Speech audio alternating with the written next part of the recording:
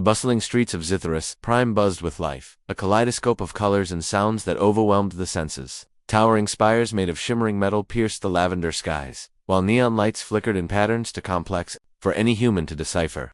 The air carried a faint hum, like the collective energy of billions of unseen circuits powering the city. To most aliens, this was home, a hub of interstellar trade and culture, where species from across the galaxy mingled. But not everyone belonged here. Humans were rare on Zitherus Prime. Their presence drew stares, whispers, and sometimes outright mockery. Most aliens viewed them as clumsy outsiders, fragile creatures who had only recently clawed their way into space travel. Compared to the sleek elegance of the Valari, or the towering might of the Xylorians, humans seemed out of place. They spoke too loudly, moved awkwardly, and struggled to grasp even the simplest alien customs. Many dismissed them as irrelevant newcomers, barely worth noticing. That it was into this world that something unusual caught the attention of passersby one evening. In the shadow of a towering marketplace, a small figure shuffled nervously through the crowd. At first glance, it looked like a child, but no ordinary child. Her skin gleamed faintly under the artificial lights, a silvery hue that reflected every movement around her. Large, luminous eyes darted back and forth, wide with fear and confusion. She clutched a glowing crystal pendant tightly against her chest, as if it were her only lifeline. She was Xylorian, or at least part of their species.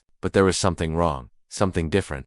The average Xylorian stood twice the height of an adult human, their voices deep and resonant enough to shake the ground beneath your feet. This girl, however, was impossibly tiny, fragile, almost delicate. She barely reached the knees of the towering beings around her. Her size alone made her stand out. But it wasn't just that. There was an aura of vulnerability about her, a quiet desperation that tugged at the edges of anyone's conscience if they bothered to look closely. And yet, few did. Instead, the crowd reacted with cruel indifference. A group of burly merchants laughed as they jostled past her, nearly knocking her over.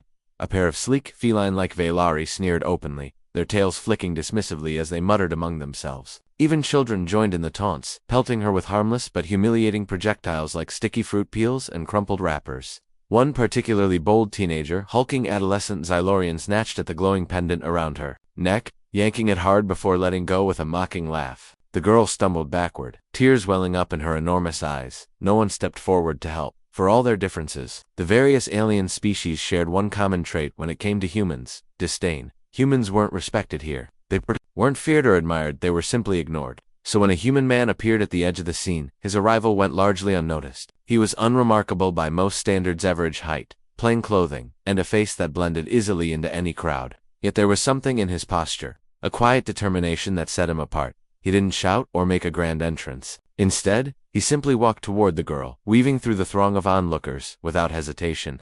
When he reached her, he knelt down, meeting her gaze at eye level. His voice was calm but firm as he spoke words none of the other aliens could understand. Whatever language he used, it seemed to soothe her. The trembling stopped, and she clutched the pendant closer, nodding slightly. The laughter faded. The jeers softened. For a moment, the entire marketplace fell silent, watching this strange interaction unfold. Who was this human? And why would he bother helping someone so insignificant? As the man gently took the girl's hand and began leading her away, the crowd parted hesitantly. Behind them, the teenager who had snatched her pendant earlier scowled, muttering under his breath. What started as a cruel prank had turned into something unexpected and unsettling. Little did anyone know, this moment would spark a chain of events that would change everything, because humanity, though underestimated, was far more than what these aliens assumed. And sometimes, all it took was one person to remind the universe of that fact. The human man, whose name was Elias Grayson, wasn't a soldier or diplomat. He wasn't even particularly important by Earth standards, a mechanic by trade. He had come to Zitherus Prime as part of a small maintenance crew hired to repair malfunctioning docking bay equipment for the interstellar freighters that frequented the city. It was dull work, but it paid well enough to keep him comfortable back home. Elias had no intention of getting involved in anything beyond fixing machines, that is, until he saw the girl. What struck him first wasn't her shimmering skin or glowing pendant. It was the way she looked at the world around her. Her wide, luminous eyes held a mixture of fear and hopelessness that reminded him of his younger sister, who had once been bullied mercilessly in school. That memory stirred something deep within him, a quiet resolve to step in where others wouldn't. When Elias approached her, kneeling down to meet her gaze, he spoke softly in Galactic Common, the universal language used across the galaxy. "Hey there," he said, his tone gentle. "You okay?" The girl blinked, her trembling easing slightly. She didn't respond immediately, but her grip on the pendant loosened just a fraction. Encouraged, Elias continued, "I'm not gonna hurt you. Let's get out of here." "All right." Without waiting for an answer, he extended a hand toward her. After a moment's hesitation, she slipped her tiny fingers into his palm. As they walked away from the jeering crowd, Elias felt the weight of countless alien stares. Some were curious, others hostile, but none moved to stop him. The silence was heavy, broken only by the distant hum of hovercrafts overhead and the occasional murmur from the onlookers. For a species often dismissed as clumsy and irrelevant, Elias carried himself with surprising confidence. His actions seemed almost deliberate. It wasn't long before trouble found them again. A group of Zylorian adolescents blocked their path near the edge of the marketplace. The same teenager who had snatched the girl's pendant earlier stood at the front, flanked by his friends. They loomed over Elias, their massive frames casting long shadows in the dim light. Their leader sneered, baring sharp teeth. "What do you think you're doing, human?" he growled, his voice rumbling like distant thunder. Elias stopped but didn't release the girl's hand. Instead, he straightened up slightly, meeting the towering alien's gaze without flinching. "Just taking her somewhere safe," he replied calmly, his voice steady, despite the obvious size difference. "She doesn't deserve what you've been putting her through." The comment drew laughter from the group. One of the other teens stepped forward, his crimson eyes gleaming with amusement. "Safe? You think you can protect her? Look at you, you're barely bigger than she is." He gestured mockingly at Elias, earning more chuckles from his companions. But Elias didn't rise to the bait. Instead, he tilted his head slightly, studying the group with a thoughtful expression. Then, to everyone's surprise, he smiled. "Size doesn't matter much when you know how to use your brain," he said evenly. Raising his free hand, he pointed toward a nearby vending stall selling glowing energy drinks. "See that machine? It's about to short-circuit." The Zylorians froze, glancing uncertainly at the stall. Before any of them could react, sparks erupted from the machine, followed by a loud asterisk pop. The stall went dark, plunging the area into momentary chaos as startled aliens scrambled to avoid the sudden commotion. In the confusion, Elias guided the girl past the stunned bullies, slipping away unnoticed. Once they were safely out of sight, tucked into a quiet alleyway behind a row of storage crates, the girl finally spoke. Her voice was soft, melodic, and tinged with wonder. "Why did you help me?" she asked, her words halting but clear in galactic common. Elias shrugged, leaning against the wall as he caught his breath. "Because no one else would," he said simply. "And because I've seen what happens when people stand by and do nothing." He paused, then added with a wry grin, "Besides, those guys needed a lesson in humility." The girl stared at him, her large eyes filled with gratitude and something else. "Curiosity. You are different," she murmured after a moment. "Not like the others." Elias scratched the back of his neck awkwardly. Humans aren't exactly known for being predictable. Before she could respond, a low hum filled the air. The pendant around her neck began to glow brighter, pulsing rhythmically like a heartbeat. Startled, Elias watched as the light intensified, casting strange shadows on the walls of the alley. The girl clutched it tighter, her expression shifting to one of alarm. "What's going on?" Elias asked, concern creeping into his voice. She hesitated, then whispered, "They're coming." "Who's coming?" Elias pressed, instinctively stepping closer to shield her. Before she could answer, the ground beneath them trembled. From the far end of the alley, a group of armored figures emerged, tall, imposing, and unmistakably unlike the teenagers earlier. These warriors radiated authority, their weapons gleaming ominously in the dim light. At their center stood a figure draped in ceremonial robes, his silver skin marked with intricate patterns that shimmered like liquid metal. "The council guard?" the girl breathed, her voice barely audible. "They're here for me."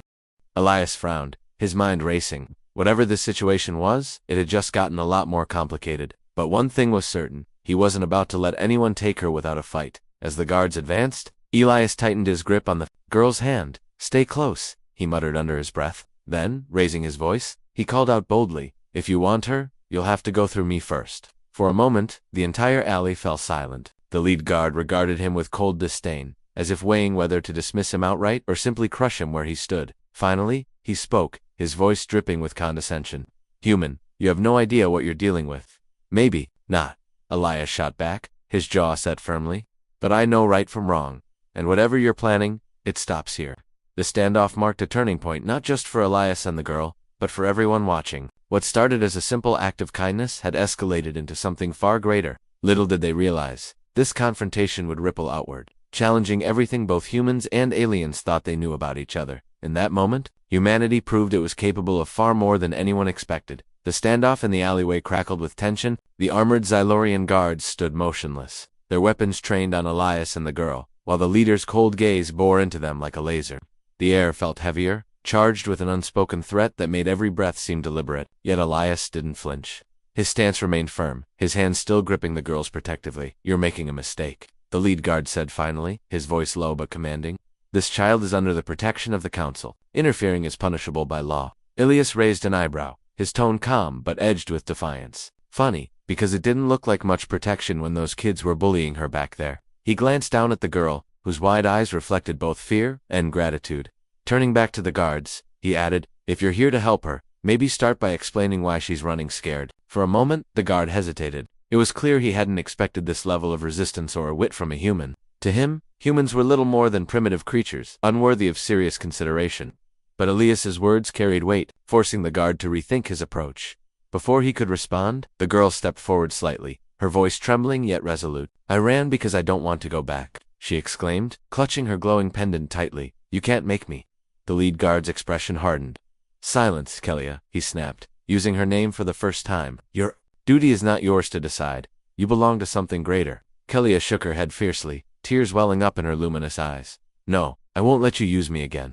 She turned to Elias, her voice softening. "Please don't let them take me." Elias met her gaze, seeing the desperation behind her words. Whatever these guards wanted from her, it wasn't good. And whatever role she played in their plans, she clearly didn't choose it. That realization solidified his resolve. "Sorry, pal," Elias said, addressing the guard once more. "Looks like you've got a problem, because I'm not letting her go without a fight." The guard let out a humorless laugh, shaking his head. "You think you stand a chance against us? Against me?" He gestured toward his squad, each member radiating power and authority. "You're just a human, fragile, insignificant speck in the grand scheme of things. What makes you believe you can defy the will of the council?" Elias smirked, his confidence unwavering. "Because sometimes, the smallest actions matter. Most, and because humanity's greatest strength isn't our size, it's our heart." His words hung in the air, surprising even himself. For years, Elias had lived quietly, content to stay out of trouble. But now, standing face to face with beings who saw him as inferior, he felt a surge of pride, not just for himself, but for all humans. They might be newcomers to the galactic stage, but they had proven time and again that courage and compassion could overcome even the toughest odds. The lead guard scowled, clearly irritated by Ilias's audacity. "Enough talk," he growled, raising a hand to signal his team. "Take her." In an instant, the guards moved forward, their heavy boots echoing ominously in the narrow alley. But Elias was ready. With quick thinking, he grabbed a nearby metal pipe lying discarded among the crates and swung it hard against a nearby power conduit. Sparks flew, plunging the area into darkness. The sudden blackout disoriented the guards, giving Elias and Kelia precious seconds to escape. "Come on," Elias urged, pulling Kelia along as they darted through the shadows. Behind them, shouts erupted as the guards scrambled to regroup. The hum of energy weapons charging filled the air, adding urgency to their flight. They weaved through the labyrinthian alleys of Zithris Prime, the towering spires above casting eerie silhouettes in the dim light. Kelia kept pace surprisingly well, despite her small frame, her determination matching Elias's own. As they rounded a corner, Elias spotted a maintenance hatch leading into the lower levels of the city, a network of tunnels used by workers to access utility systems. "This way," he whispered, yanking open the hatch and ushering Kelia inside. Once they were both through, he sealed it shut behind them, muffling the sounds of pursuit. The tunnels were dark and damp, the faint drip of condensation echoing off the walls. Kelia clung to Ilias's arm, her breathing ragged but steady. "Thank you," she murmured, her voice barely audible over the ambient noise. I thought no one would care." Elias gave her a reassuring smile, though she couldn't see it in the darkness. "Someone always cares," he replied softly, "even if it takes a while for them to show up." As they pressed onward, Kelia began to open up, sharing fragments of her story. She explained that she was part of an ancient lineage chosen to safeguard the glowing crystal pendant, a relic of immense power tied to her people's history. The council intended to use its energy for their own purposes, regardless of the cost to her or others like her. "They say it's for the greater good," she said bitterly, "but all I feel is trapped." Elias listened intently, his mind racing. If what she said was true, then the stakes were higher than he'd imagined. This wasn't just about protecting a frightened child, it was about challenging a corrupt system that exploited the vulnerable for its gain. And somehow, simple mechanic from Earth had been thrust into the middle of it. Despite the danger, Elias couldn't suppress a flicker of hope. Humanity's ingenuity and empathy were shining through in ways he never expected. Even in the darkest corners of the galaxy, acts of kindness and bravery could spark change. But the guards weren't far behind. As the distant sound of footsteps echoed through the tunnels, Elias knew their journey was far from over. Whatever happened next, one thing was certain: humanity had already begun to leave its mark on the universe, and the Xylorians were starting to notice. The tunnels beneath Zithris Prime were a maze of twisting passages and narrow corridors, dimly lit by the occasional flicker of bioluminescent fungi clinging to the damp walls. The air was thick with moisture, carrying the faint scent of rusted metal and decaying organic matter. Every footstep echoed ominously, blending with the steady drip-drip of condensation pooling on the ground. For Elias and Kelia, every second felt like an eternity as they navigated the labyrinthine network, their pursuers closing in behind them. Elias's mind raced as he led Kelia deeper into the tunnels. He wasn't just running anymore. He was thinking, strategizing. Their escape couldn't last forever, not against trained Xylorian guards, equipped with advanced technology and weapons far superior to anything Elias had ever seen. But humans had something those aliens lacked: adaptability, and Elias intended to use it. Kelia, he whispered, slowing his pace slightly so she could catch her breath. That pendant, does it do anything besides glow? She hesitated, glancing down at the crystal cradled in her hands. It pulsed softly, its light casting eerie shadows across her face. It's more than just a relic, she admitted after a moment. It's alive, in a way. It responds to my emotions, to my will, but I've never been able to control it fully. Elias nodded thoughtfully. What happens if you focus on it? Can you make it do something specific? I don't know, she replied, her voice tinged with uncertainty. I've only used it once before, and that was an accident. If I try now, I might hurt us instead of helping. We don't have much choice, Elias said firmly, though his tone remained gentle. If we're going to get out of this, we need every advantage we can get. Trust yourself, Kelia. You're stronger than you think. Her luminous eyes met his, searching for reassurance. After a moment, she nodded slowly, taking a deep breath. She closed her fingers around the pendant, focusing intently as its glow began to intensify. The light spread outward, bathing the tunnel in a warm golden hue. For a brief moment, the oppressive darkness receded, replaced by an almost serene radiance. But then, something unexpected happened. The pendant's energy surged violently, sending out a shockwave that rippled through the tunnel. Cracks formed along the walls, and chunks of debris tumbled down, narrowly missing Elias and Kelia as they stumbled backward. What was that? Elias gasped, shielding his head from falling dust. Kelia looked horrified. I didn't mean to. I lost control. Elias grabbed her hand, pulling her upright. It's okay, he assured her quickly. You're learning. Next time we'll be ready. Despite the chaos, he couldn't help but feel a spark of hope. If Kelia could harness the pendants, power even partially, it might give them the edge they needed. Behind them, the sound of pursuit grew louder. Boots pounded against the metal grates lining the tunnel floor, accompanied by angry shouts in the guttural tones of the language. The guards were close to close. We need to split up, Elias decided suddenly. They'll expect us to stay together.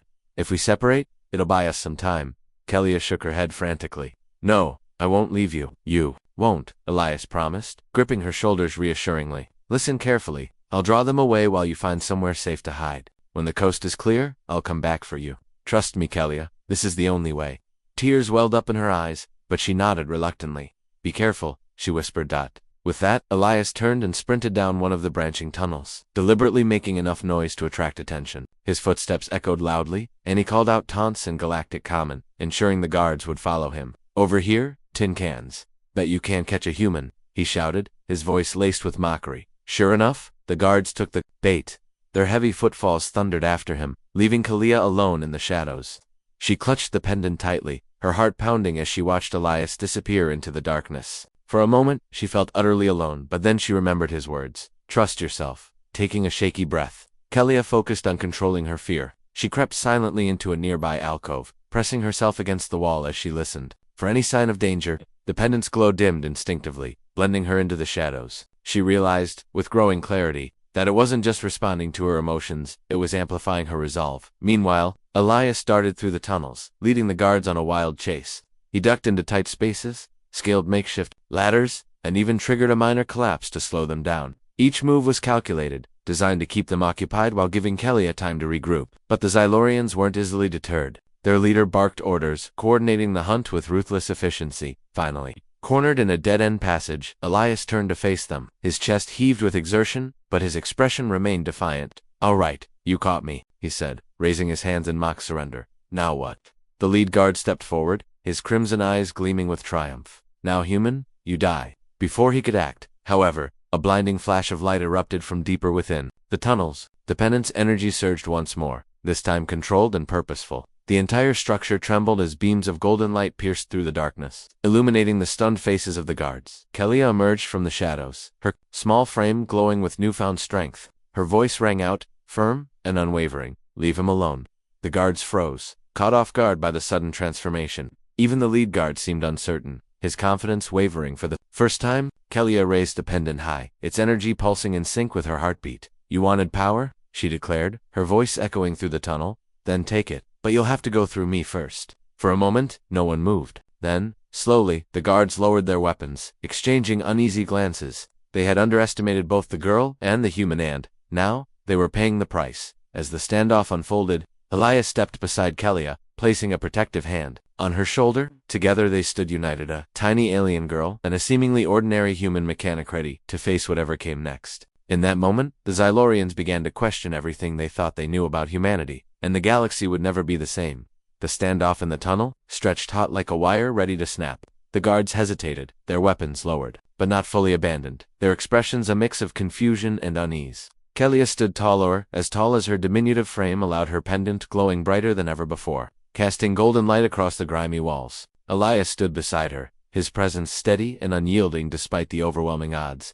Together, they formed an unlikely alliance that radiated defiance. "You've made your choice," the lead guard growled, breaking the silence. His voice was laced with frustration, though there was also something else, a flicker of doubt. "Do you really think you can stop us? You're just children, both of you." Elias smirked, leaning casually against the wall, as if he had all the time in the world. Funny thing about kids, they tend to surprise people, especially when someone's got their back. He glanced at Kelia, giving her a subtle nod of encouragement. Kelia swallowed hard, her heart racing, but she didn't falter. She tightened her grip on the pendant, its energy pulsating steadily in response to her determination. "I won't let you hurt him," she said firmly, her melodic voice cutting through the tension. "And I won't go back to being used by the council." The lead guard scowled, stepping forward menacingly. "This isn't bravery, it's foolishness. That pendant is too powerful for you to control. Do you even understand what it's capable of?" "I understand enough," Kelia shot back, surprising herself with her own boldness. "It's not yours to take. It's mine to protect, not to exploit." Her words struck a nerve. For the first time, cracks began to show in the guard's stoic demeanor. His gaze flickered between Kelia and Elias, uncertainty creeping into his expression. This wasn't how things were supposed to go. Humans weren't supposed to interfere. Children weren't supposed to stand up to authority. And yet, here they were. Behind him, the other guards exchanged uneasy glances. One of them muttered under his breath in Xylorian, his tone wary. Another shifted uncomfortably, clearly unsettled by the turn of events. Even among their ranks, doubts were spreading. Elias noticed the hesitation and seized the opportunity. "Look around you," he called out, addressing the entire group. "You're following orders because it's easier than asking questions. But does this feel right to any of you? Really?" He gestured toward Kelia, whose glowing pendant illuminated the fear and exhaustion etched onto her face. "She's just a kid. What kind of greater good are you serving by dragging her back to whatever nightmare she ran from?" His words resonated more deeply than he anticipated. Some of the guards lowered their weapons entirely, their resolve wavering. Others remained rigid, torn between duty and conscience. The lead guard, however, refused to back down. Perhaps his fear of failure kept him rooted in place. "This is bigger than you or me," he snapped, glaring at Elias. "The council knows best. They always have." "Yeah," Elias countered, crossing his arms. "Then why do you look so unsure right now?" The jab hit home. The lead guard's jaw clenched, his massive hands curling into fists. For a moment, it seemed like he might lash out, consequences be damned. Instead, he barked an order to his squad. "Secure the area. We'll regroup and reassess." As the guards retreated slightly, forming a loose perimeter, Elias leaned closer to Kelia. "We don't have much time," he whispered urgently. "They're buying themselves a breather, but they'll come at us again soon. We need to figure out our next move." Kelia nodded, her brow furrowed in concentration. "The pendant? It's showing me something," she murmured, closing her eyes briefly. When she opened them again, her luminous gaze sparkled with newfound clarity. "There's a way out, a hidden path near the end of this tunnel. If we can reach it, we can escape." "How far?" Elias asked, already scanning the shadows ahead. "Not far," Kelia replied, "but we'll need to distract them long enough to get there." Elias grinned, his mind working quickly. "Leave that to me." Before Kelia could protest, Elias grabbed a loose piece of piping from the ground and hurled it down one of the side tunnels, creating a loud clanging noise. The guards turned sharply, their attention drawn away from the pair. While they scrambled to investigate the source of the disturbance, Elias grabbed Kelia's hand and bolted toward the hidden exit she'd described. Their footsteps echoed faintly as they sprinted through the dimly lit passage, dodging debris and ducking under pikes. Behind them, shouts erupted as the guards realized they'd been duped. The lead guard roared in anger, ordering his team to pursue them once more. Just as they reached the end of the tunnel, Kelia spotted the faint outline of a concealed hatch. "Embedded in the wall there," she exclaimed, pointing eagerly. Elias wasted no time, prying it open with sheer determination. Beyond lay a narrow maintenance shaft, leading upward, a potential route to freedom. "Go," Elias urged, helping Kelia climb inside. As she disappeared into the shaft, he turned to face the approaching guards one last time. Raising his hands mockingly, he shouted, "Catch me if you can, big guy." The lead guard lunged forward, his massive form barreling toward Elias with terrifying speed. But Elias was faster. With a quick leap, he pulled himself into the shaft and sealed the hatch behind him, plunging the guards into darkness once again. Inside the shaft, Kelia waited anxiously, clutching the pendant tightly. "Are you okay?" she whispered as Elias caught up to her. "I'm fine," he replied, brushing dust off his hands. "Let's keep moving. We're not safe yet." They climbed higher, the sounds of pursuit growing fainter with each passing moment, yet the pressure mounted. They knew the guards wouldn't give up easily, not when the stakes were this high. The pendant's power was too valuable to abandon, and the council's influence too vast to ignore. As they emerged into a sprawling maintenance hub filled with humming machinery and blinking control panels, Elias paused to catch his breath. "All right," he said, turning to Kelia. "Here's the plan. We use this place to our advantage. If we can rig some of these systems to malfunction, we'll create enough chaos to lose them for good." Kelia nodded, her confidence growing. "I'll help. The pendant can guide us, it knows where to go." Together they set to work, human ingenuity meeting alien energy in a desperate bid for survival. As they moved through the hub, disabling key systems and triggering alarms, the facility descended into pandemonium. Lights flickered wildly, conveyor belts screeched to a halt, and warning klaxons blared throughout the space. Outside, the guards struggled to navigate the chaos, their coordination crumbling under the weight of unexpected obstacles. The lead guard cursed under his breath, realizing too late that they had underestimated their quarry once again. In the midst of the turmoil, Elias and Kelia found themselves standing at the edge of a massive observation deck overlooking Zet Prime. Below them, the city sprawled endlessly, its neon lights shimmering like stars against the night sky. For a moment, they allowed themselves to pause, taking in the breathtaking view. "We did it," Kelia breathed, her voice filled with awe. "We actually did it." Elias smiled, placing a reassuring hand on her shoulder. "Not quite yet, but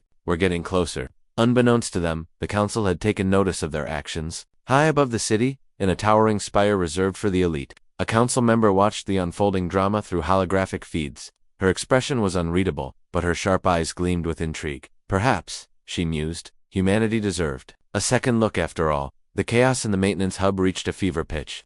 As alarms blared and machinery sputtered unpredictably, sparks flew from overloaded circuits, casting jagged shadows across the walls.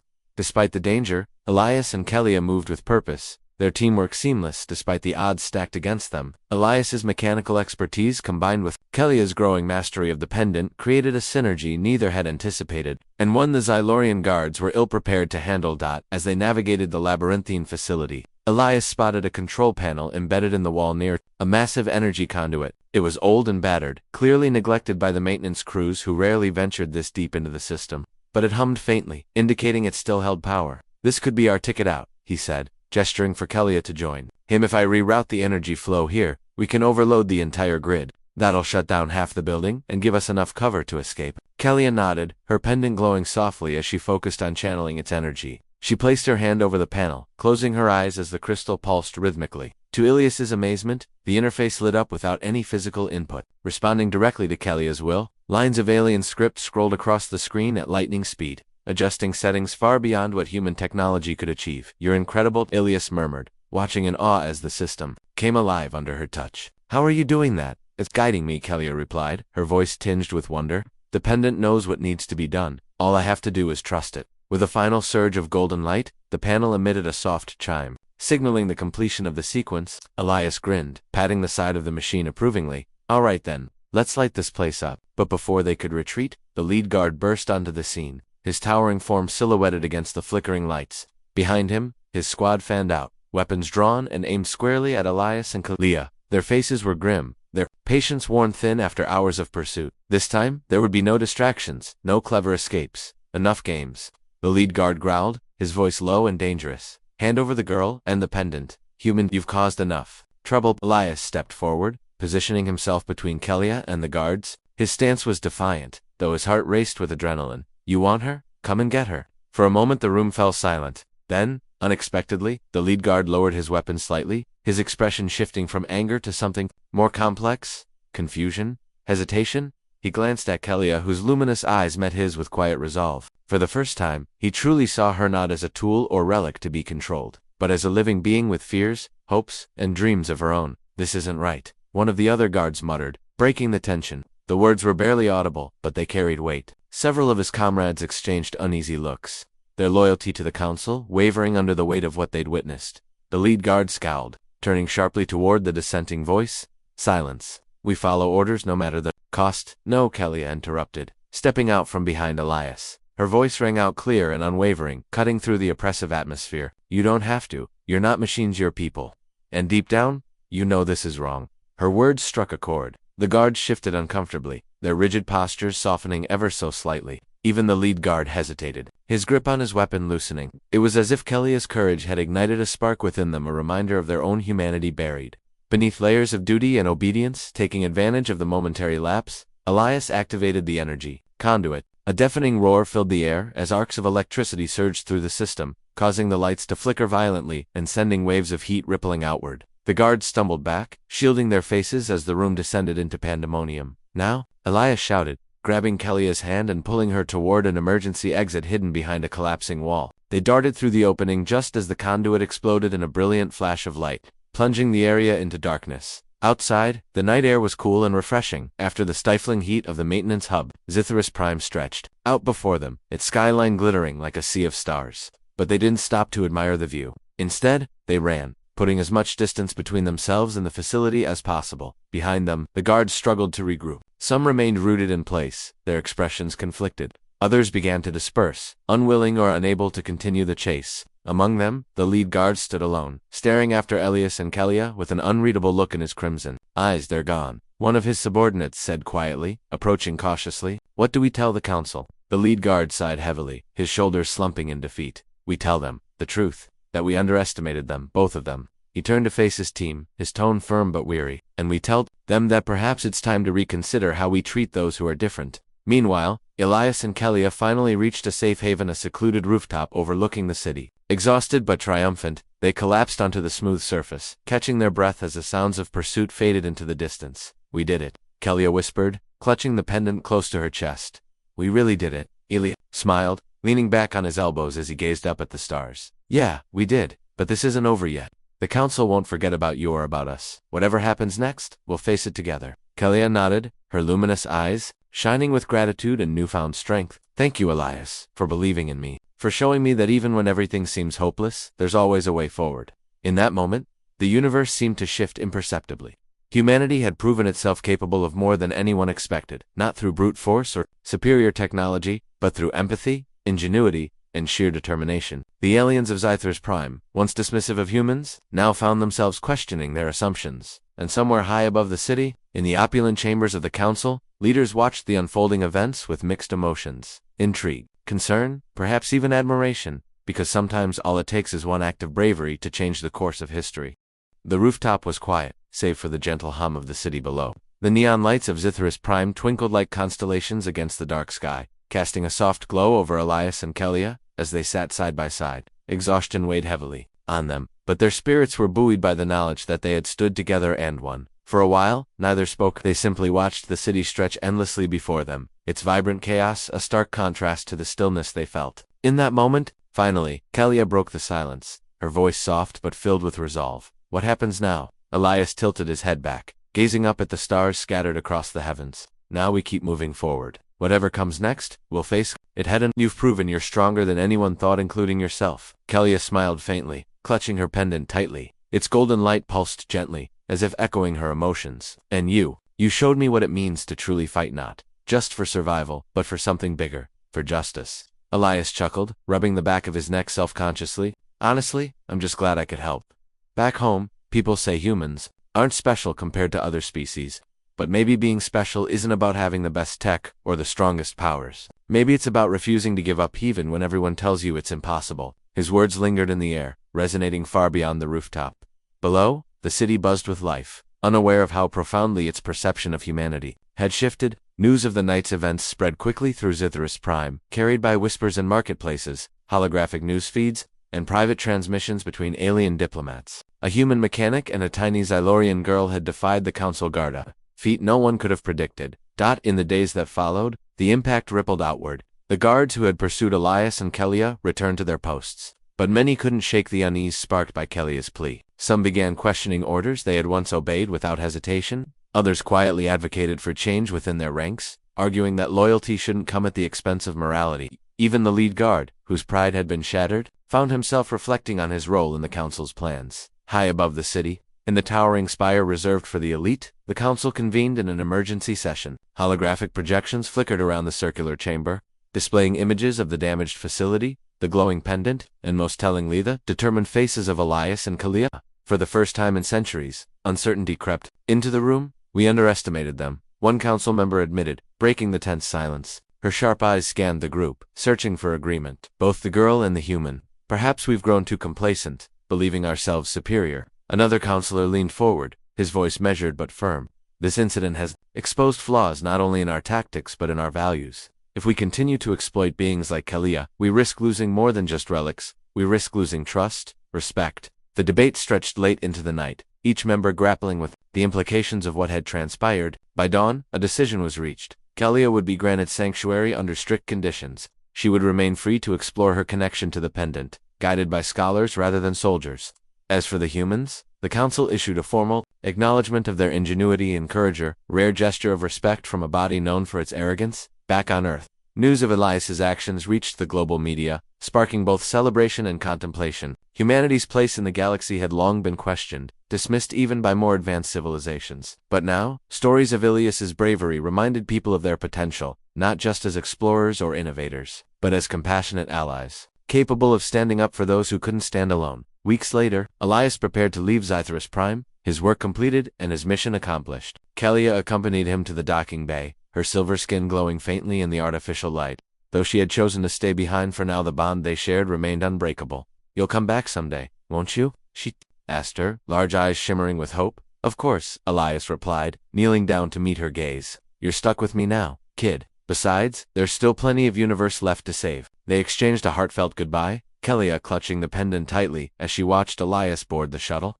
As the vessel lifted off, ascending into the lavender skies, she whispered softly, almost to herself, "Thank you for reminding me what it means to be brave." Months passed, and the legend of Elias Grayson and Kalia grew. Across the galaxy, tales of their defiance inspired others to challenge oppressive systems and embrace unity. Aliens who once mocked humanity began to see them in a new light, not as fragile newcomers, but as resilient trailblazers capable of bridging divides. One evening, as Elias sat aboard a freighter bound for Earth, he pulled out a small device, gifted to him by Kalia before his departure. It was a fragment of the pendant's energy, encased in crystal-clear resin. When activated, it emitted a faint golden glow, reminiscent of the night they changed everything. Staring at the glowing shard, Elias smiled to himself.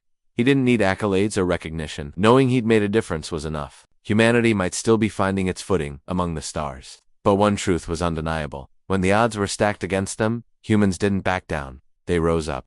And sometimes all it took was one person or one act of kindness to remind the universe why humanity mattered. As the freighter sailed through the cosmos, leaving trails of stardust in its wake, Elias leaned back in his seat and closed his eyes. Somewhere out there, amid the infinite expanse of space, Kalia was safe, and somewhere closer to home, humanity's story was just beginning, because in the end, the galaxy wasn't shaped solely by power or technology. It was shaped by hearts brave enough to believe in something greater than themselves.